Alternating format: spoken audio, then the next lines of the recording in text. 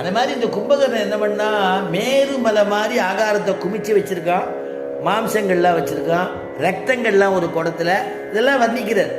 அது அவனுக்கு பானை மதுரசங்கள் மதுபானங்கள் எல்லாத்தையும் வச்சிருக்கான். எல்லாத்தையும் எழுந்த உடனே எல்லாத்தையும் சாப்பிட்டுக்கிட்டு யார் என்னை எழுப்பினா, என்னை எதுக்கு எழுப்பினீங்க என்னன்னா இந்த மாதிரி. அப்புறம் சொன்னா, உங்கள் விரூபாட்சங்கிறவன் சொன்னா, உங்கள் இவர் அண்ணா தான் எழுப்ப சொன்னார், நம்முடைய ராஜா தான் ராவணன் தான் எழுப்ப சொன்னார், ராவணேஸ்வரன்.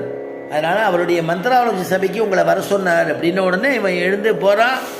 இந்த சூழ்நிலையை புரிஞ்சுட்டான். ராமனால் எல்லாரும் நிறைய பேர் அடிபட்டு போயிட்டா, மாண்டு கிடக்கா, யுத்தம்னு ஆயிடுத்து, யுத்தம் நடந்துட்டு இருக்கு. இப்போ அந்த யுத்தத்துக்காக வேண்டி தான் உங்களை கூப்பிடுறார் அப்படின்னு விரூபாட்ச விஷயத்தில் சொல்லிட்டான் கும்பகர்ணன். அதுக்கு தெரிந்த கிரீடம் ஆயுதங்கள்லாம் எடுத்துட்டு ராவணனை பார்க்க போகிறான். போன உடனே விபீஷணன் விபீஷணன்ட்ட எடுத்து ராமபிரான் கேட்குறார், விபீஷணா இப்போ லங்காபுரி அந்த கோட்டை வாசலில் நுழையிறானே, பெரிய உருவமாக ஒருத்தன் நுழையிறானே, அவன் யாரே உங்கள் எல்லாரோட பெருசாக இருக்க, ராவனோட பெரியவனாக இருப்பான் போல இருக்கே, ரொம்ப பயங்கரமாக இருக்கானே, அவன் யாருன்னு கேட்ட உடனே விபீஷணன் சொல்கிறான், அவர் ராவணேஸ்வரன் இருக்கான் இல்லையா, ராவணனுடைய தம்பின்னா, அவன் பேர் கும்பகர்ணன் பேரு. என்னுடைய சின்ன அண்ணான்னு சொல்லலையாம். அடி என் குருநாதர் சொல்லுவார், என்னுடைய சின்ன அண்ணா அப்படின்னு சொல்லலையாம். ஏன்னா எப்ப ராமனுடைய சரணாகதி பண்ணிவிட்டானோ, உத்பபாத கதா பாணிகி சதுர்பிகி சகராட்சசைஹி, உத்பபாத கதா கதையை எடுத்துண்டு அப்படியே ஆகாசத்து மார்க்கமாக கிளம்பி சர்வலோக சரண்யாய ராகவாய மகாத்மனே நிவேதேதுமாம் க்ஷிப்ரம் விபீஷணம் உபஸ்திதம்னு தன்னுடைய ஆத்மாவை பெருமாள்கிட்ட நிவேதனம் பண்ணிட்டானோ, சுவாமி தேசிகன் எழுதுறாரா.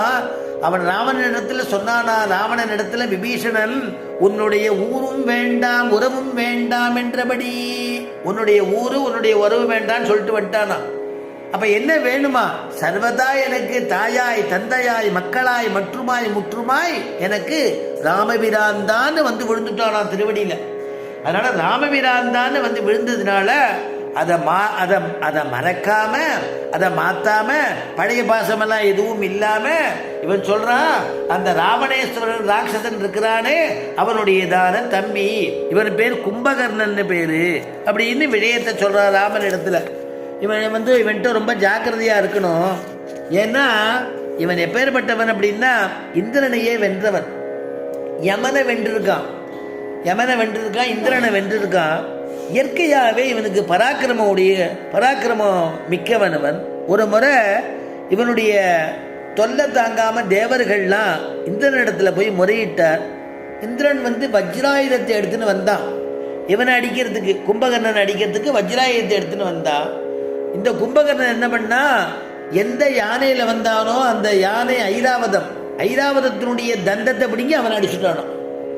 அதனால அப்படிப்பட்டதான பராக்கிரமம் உடையவன், இந்திரனையே ஜெயிச்சவன், ஜனங்கள்லாம் அடிச்சு ரொம்ப துன்புறுத்துறது, ரிஷிகளை அடிச்சு பக்ஷிக்கிறது, சாப்பிட்றது, இப்படியெல்லாம் இந்த மாதிரி குணங்கள்லாம் இவனுக்கு உண்டு.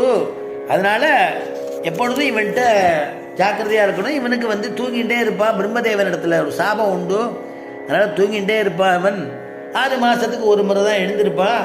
இப்போ எப்படி எதுக்கு எழுந்துட்டு இருக்கான்னா, அநேகமாக நாளைக்கு அவன் தான் யுத்தத்துக்கு வருவான்னு நினைக்கிறேன். அதுக்கு தான் ராவணன் எழுப்ப சொல்லியிருக்கான்னு நினைக்கிறேன். இவ்வளோ பேர் பிரயத்தனைப்பட்டு இத்தனை நாள் சத்தம் கேட்டுது, இப்போ பிரயத்தனைப்பட்டு இவனை எழுப்பி மந்திராலோசனை சபைக்கு போகிறான் அப்படிங்கிற பரியந்தும் சொல்லிட்டானோ. அதனால் இங்கேருந்து அந்த கோட்டை வாசலுக்குள்ளே நுழைஞ்சு அங்கே போகிறான். நுழைஞ்சு போனால்